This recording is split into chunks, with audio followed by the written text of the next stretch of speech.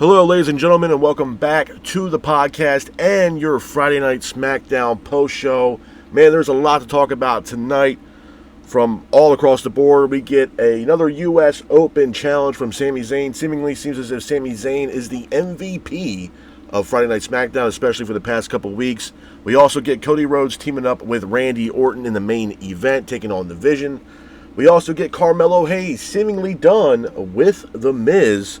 We get into all that right here on tonight's Friday Night Smackdown post-show.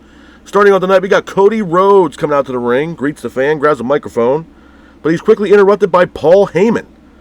Heyman is here with The Vision. Orton is here as well. He's standing in the ring with Cody Rhodes. Heyman then says that he's not here to talk to Rhodes, but instead he's here to talk to Orton. Heyman says that he's been having a hard time getting a hold of Orton, and this was the best way to contact him.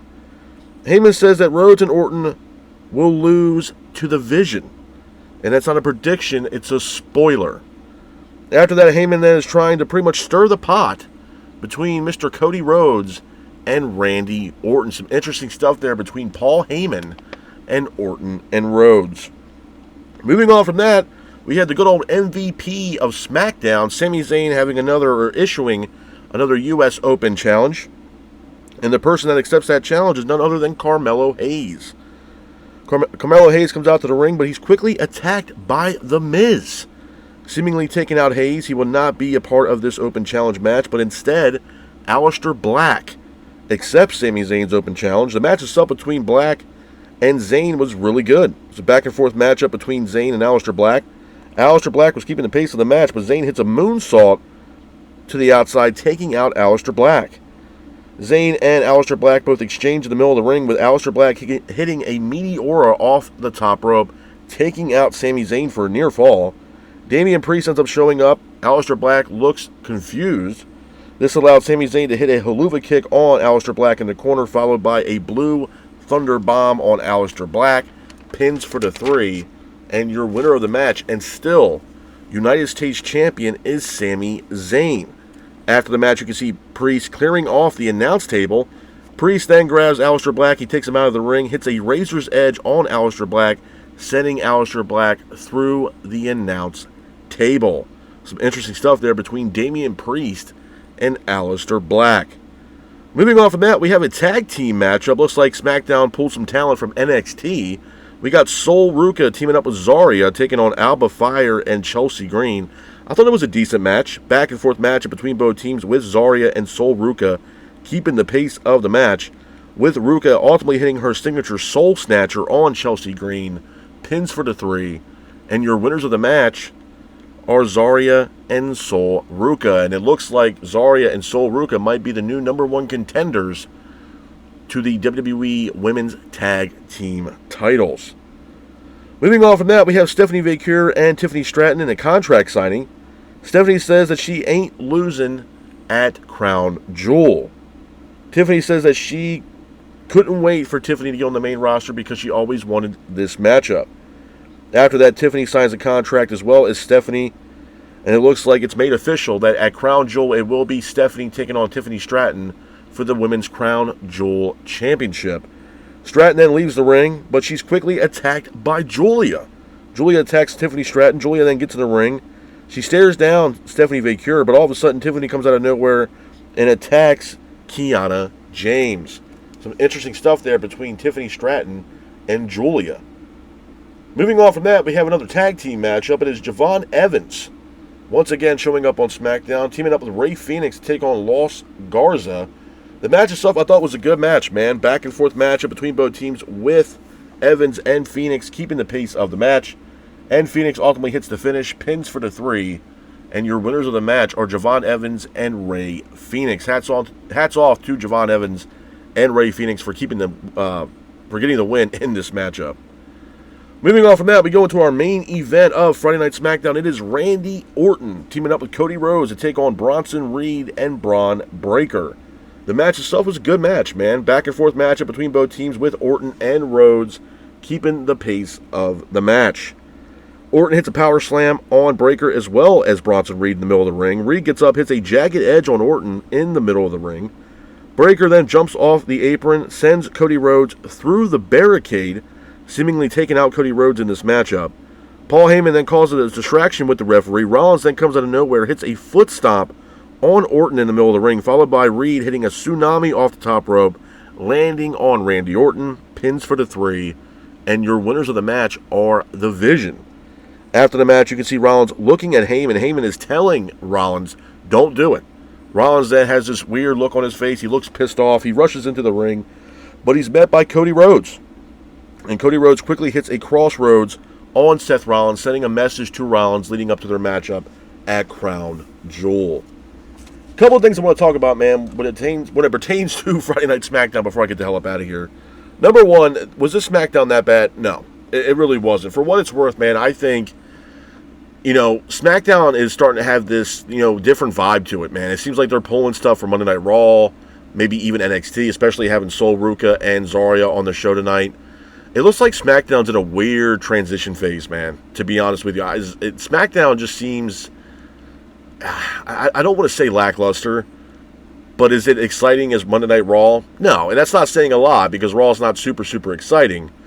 But is Raw better than SmackDown? Absolutely. SmackDown, man, is playing second fiddle to Monday Night Raw, hands down. I would say the MVP as of late on SmackDown is Sami Zayn, and that's something I wanted to talk to you guys about and tell you how I feel about the whole Sami Zayn situation as far as this U.S. Open challenges are concerned.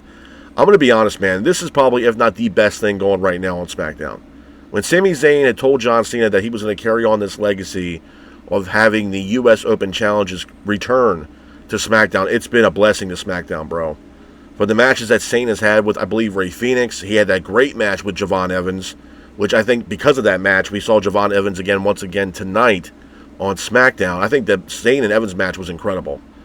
Zayn, for what it's worth, since he's been a U.S. champion, Zayn has not had a bad match. To be honest with you, man, I think he's doing great things with that U.S. title. And for those people out there that are going to shit on Zayn's title reign, it's insane, bro. What he's doing right now with that U.S. Open Challenge and that U.S. title was great. And it's opening up a lot more doors for other talent. They're putting on banger matches. And to be honest with you, there's a lot of people, or speculation, or rumors, I would say, with the possible debut on the main roster of Obafemi, who also could answer Sami Zayn's Open Challenge. And I think it'd be a great way to introduce Obafemi, the former NXT World Champion, to the main roster by him accepting Zayn's Open Challenge and possibly just demolishing Sami Zayn and becoming the new U.S. Champion. I know a lot of people are saying Obafemi should be the guy that takes out John Cena in his last match. I don't want to see that, bro, to be honest with you. I don't think Obafemi's ready for that position. I think he's ready for the main roster. But I don't think he's ready to, demolish John Cena. I think Cena should go out with a W in his final match at Saturday Night's Main Event. I don't think it should be Obafemi. I think Femi, if anything, should debut through Sami Zayn in the U.S. Open Challenge match where he accepts the challenge and he goes through Sami Zayn, and Obafemi becomes a force to be reckoned with on the main roster and becomes the new U.S. champion on Friday Night SmackDown. I think Obafemi would do great on SmackDown, and honestly, for what it's worth, from what I've seen as of late, they need the likes of someone like Obafemi on SmackDown. It would get a lot of people talking about SmackDown. It would get people, intrigued and invested in SmackDown because, honestly, bro, without Sami Zayn right now, SmackDown ain't doing shit. I'm sorry. And I respect the hell out of Cody Rhodes and what he's been doing, obviously carrying the U.S., Universal Championship and what he's done. It's been great. And he's in a serious storyline, whether people like it or not, with Paul Heyman and The Vision. I can see Cody Rhodes being somehow a part of a, Survivor Series War Games team leading into this year's War Games. I think The Vision are going to be a part of this year's War Games and should be. And the way it's starting to slowly shape up, I can see it. I think another thing, too, is a lot of people, when they announced Cody Rhodes will be teaming up with Randy Orton, a lot of people had this anticipation that Orton was going to turn heel on Cody. I'm going to be honest. Do I think Orton needs to turn heel? Yes, I do. The babyface Orton shit's not working.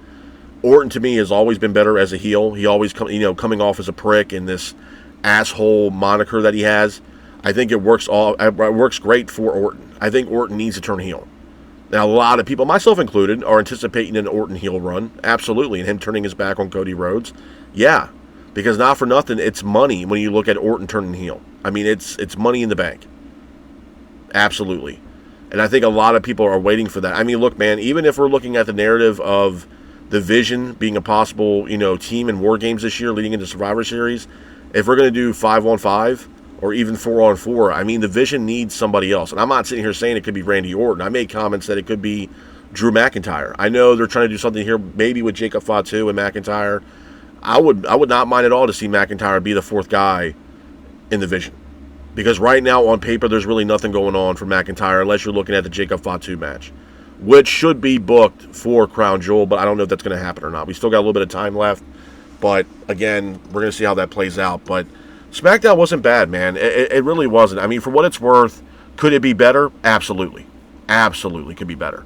I didn't mind the Javon Evans and Rey Fenix tag team matchup against Los Garza. I thought it was a decent match. I mean, obviously, SmackDown could use more tag teams. I know the Street Profits are pretty much tied up with the Wyatt Six right now. They got a match next week. So, obviously, that's going to happen. And they've been hinting around of a possible split up of Montez Ford and Angelo Dawkins. I know there's also people, when it pertains to the Street Profits, man, I know a lot of people are clamoring for a Montez Ford single run. And I'm not sitting here saying that Ford couldn't do it. My issue with that is I look at other tag teams that have, kind of split off and did their own things, and it really never panned out. Do I think it might benefit Ford? Yeah. Do I think it will benefit Angelo Dawkins having a singles run? I just don't. And I'm not trying to say that they're compared to the Steiners, but I look at that situation like the Steiners, where it benefited Scott a lot more than it benefited Rick Steiner. Where Scott went on and had a singles run and it was decent, where Rick Steiner really wasn't doing anything in WCW once they split up. And I think Rick actually went over to New Japan to kind of finish out his career. So I think if the Profits were going to split up, I think it might benefit Ford a hell of a lot more than it would benefit Angelo Dawkins. And I just don't see a point of them splitting up right now. Right now, SmackDown doesn't really have solid tag teams on the roster right now. I wouldn't even entertain the idea of splitting them up right now, to be honest with you. Even though a lot of people are clamoring for a Ford singles run. To me right now, I just don't think it's needed. Stratton and Stephanie Vacure, that matchup taking place at Crown Jewel, I think it's going to be great, man. I know a lot of people were talking about last week's SmackDown and the triple threat matchup between Stratton, Nia Jax, and Jade Cargill, and how bad it was, and there was a lot of shit going on in that match, and it was. I mean, it was definitely mismanaged. I don't know who booked that matchup, but that match was all over the fucking place. Stratton, I mean, people can say what they want about Stratton, but Stratton's had a hell of a 2025, to be honest with you. And I think this matchup between Stratton and Stephanie, I think is going to be an incredible match at this year's Crown Jewel. I'm definitely looking forward to it. And may the best woman win, man. I think it's going to be an incredible match. Crown Jewel, that's the other thing I want to talk to you guys about quickly, too, man. Crown Jewel is shaping up to be a really decent card. Honestly. I mean, I'll go on a limb and say that the way it's looking right now, it might be better than WrestlePalooza. We got AJ Styles, John Cena, Kabuki Warriors taking on Rhea and Io, Stephanie versus Tiffany Stratton, Cody Rhodes versus Seth Rollins. I don't know if Roman Reigns is going to be a part of Crown Jewel. He could face off against Braun Breaker. It looks like a solid card, bro, from top to bottom. So, again, I'm going to go on a limb here. I might be on this mountain all by myself, bro, but that's fine. I think Crown Jewel will surpass what we saw recently at WrestlePalooza. Palooza turned into a fucking nightmare. And for what it's worth, I am very interested in to see what, grade ESPN gives Crown Jewel, to be honest with you, because we saw what happened with WrestlePalooza and the backlash they got from that with ESPN giving it a grade of a C. And a lot of people got pissed off in the column that was written on ESPN's website from one of their journalists. So we're going to see how it plays out, bro. But I think Crown Jewel will be a hell of a lot better than WrestlePalooza. And by the way, for those who don't know, on the East Coast, I think the Crown Jewel takes place October 11th. The start time of that on the East Coast, I believe, is 8 a.m. Eastern. So it's a morning PLE. I think on the West Coast, it starts at like 5 a.m., bro, which is absolutely fucking brutal. And they're doing, obviously, it's because of that, because they're going to Australia. They're over in Perth. But it's on the East Coast, it's an 8 a.m. start time for this PLE. And I think on the West Coast, I think it's like 5 in the morning. So it's an early start time, bro. But at the end of the day, I think it's going to be a really good card. I think people are really going to enjoy it. Obviously, Rhea Ripley's going to get a huge pop. But the fact that, she's from Australia, and the event's obviously going to be in Perth, Australia. So she's going to get a huge pop. I'm sure they're going to have a lot of media leading up to that event. So it's going to be pretty cool. But like I said, bro, I think at the end of the day, when you look at SmackDown right now as a whole, I would have to say the MVP would be Sami Zayn. It's the best thing going on SmackDown right now.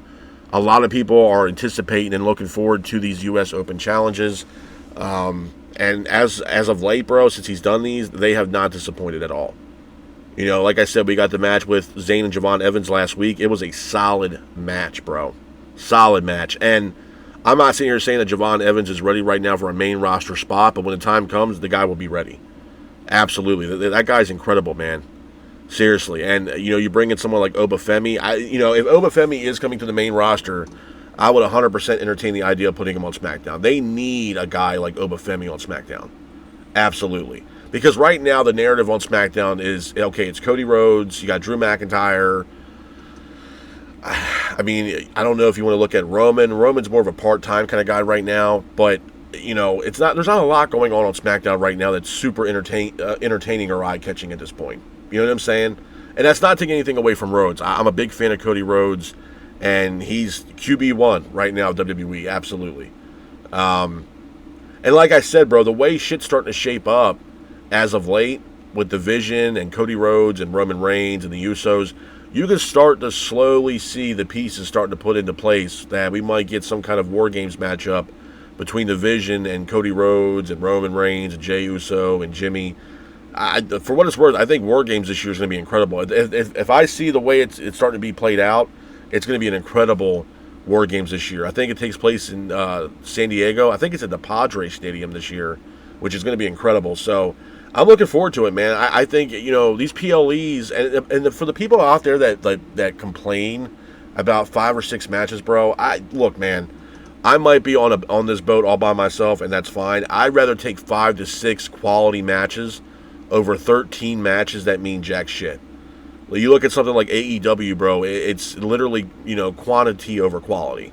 They'll give you 13 matches for an AEW pay-per-view that mean absolutely jack shit.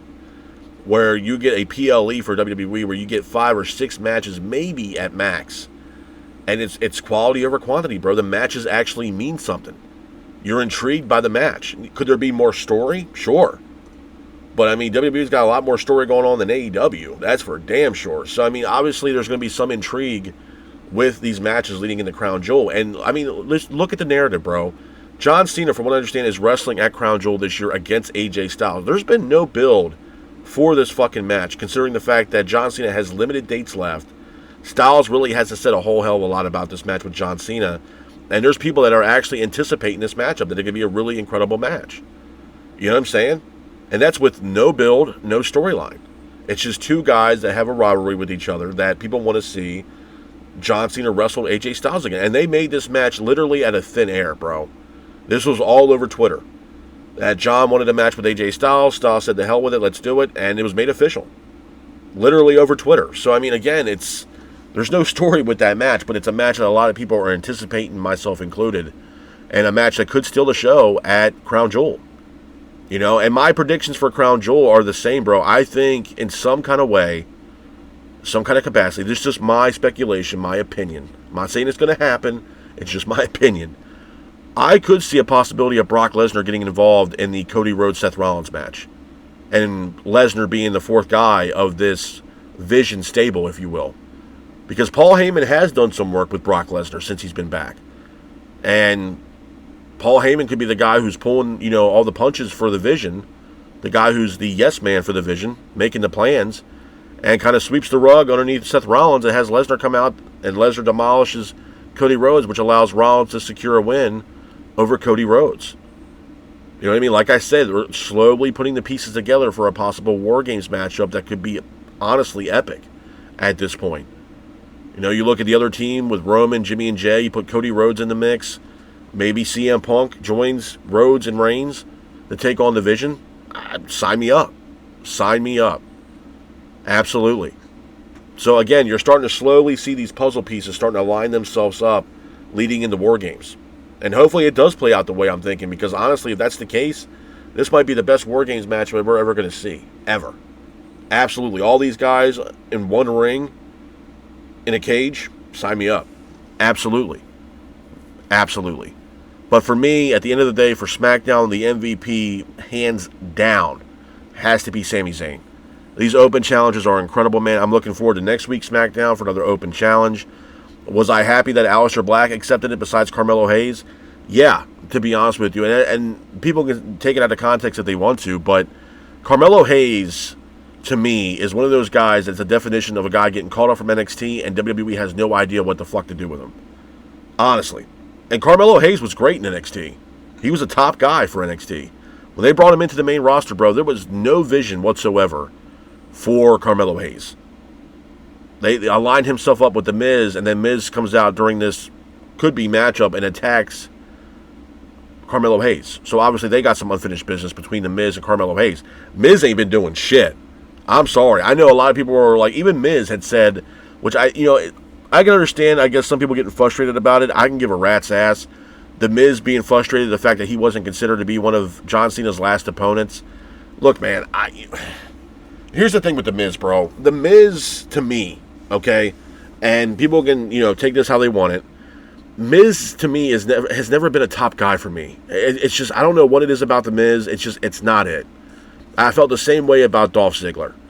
It's just not a main event guy. And that might be a hot take for a lot of people, but with The Miz, dude, honestly, I don't want to see a Miz versus John Cena matchup. I just don't. I can care less about a John Cena-Miz match. And I know with John, they're going back through the Rolodex, if you will, to have John face some of his biggest rivals. He faced off against Orton, Lesnar. We had R-Truth, who really wasn't a rival, but had a match with R-Truth. I mean, he's going through a little bit of matches with Cody Rhodes. You know what I mean? So it's been in and out as far as rivalries and stuff like that of John Cena, who he's faced as of late. But I honestly don't give a rat's ass about The Miz facing off against John Cena. And The Miz, I mean, Christ, bro, I know a lot of people give credit to The Miz, but Miz hasn't done shit in years, bro. I'm sorry.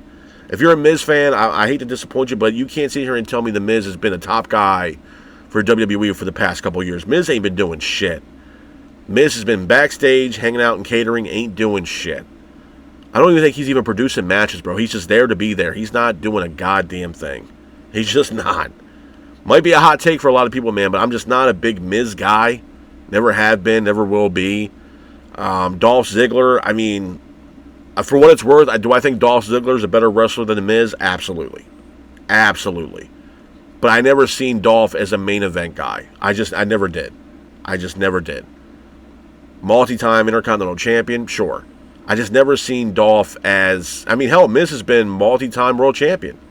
I just never seen Miz as a guy that carries WWE as a whole for the company on their back. I don't see it. I just don't. And now we're going to have Miz and Carmelo Hayes. You know what I mean? They dropped the fucking ball with Carmelo. I'm sorry. To me, WWE didn't have any idea what they wanted to do with Carmelo. Honestly. I mean, the best thing that I've seen from Carmelo was the matches that he had, that 7-part series matches that he had with Andrade. And Andrade, we all saw what happened on Dynamite. He's once again back in AEW. Making history one more time. You know what I mean? So, again, bro, I mean, obviously they don't see a whole lot of aspirations in Carmelo as far as him being a top guy. I mean, look what they did to Cross, bro. I mean, to me, do I think the Cross shit's still a work? Yeah, I do. And they didn't really utilize Cross correctly. I mean, Cross has a great mind for the business, bro. Cross could have been world champion, in my honest opinion. Absolutely. Absolutely. But they didn't know what to do with Cross. You know what I mean? And at the end of the day, it's just, SmackDown is at this weird state right now. That's just how I feel about it. I'm not sitting here saying that it's bad or it's awful. It's just at that state now where it's like, You know what I mean? Like, could it be a lot better? Absolutely. Is it that bad? No. It's just at one of those states, man, where it's like, Like, sometimes you can look at the show and be like, you know what? Is it worth my while? Sometimes it's not. But you can also say the same damn thing about Dynamite. I mean, Dynamite just had their lowest ratings in a long time that just came out from this past Dynamite. You know what I mean? So, again, it's a give and take, man. It really is. I think for SmackDown, keeping this U.S. Open Challenge thing alive and keeping it going week in and week out, I think is the best thing for Friday Night SmackDown. And hopefully they continue to do that. I think it'd be a great way to bring in Obafemi. If they decide to bring him into the main roster, have him accept a U.S. Open Challenge and face off against Sami Zayn. Absolutely. And who knows? I mean, Sami Zayn could possibly have an open challenge at Crown Jewel. Not against it. I'm not against it at all. But with that being said, though, this is my review of Friday Night SmackDown. I hope you guys are out there staying safe. Be careful. And remember, Stay classic. Peace.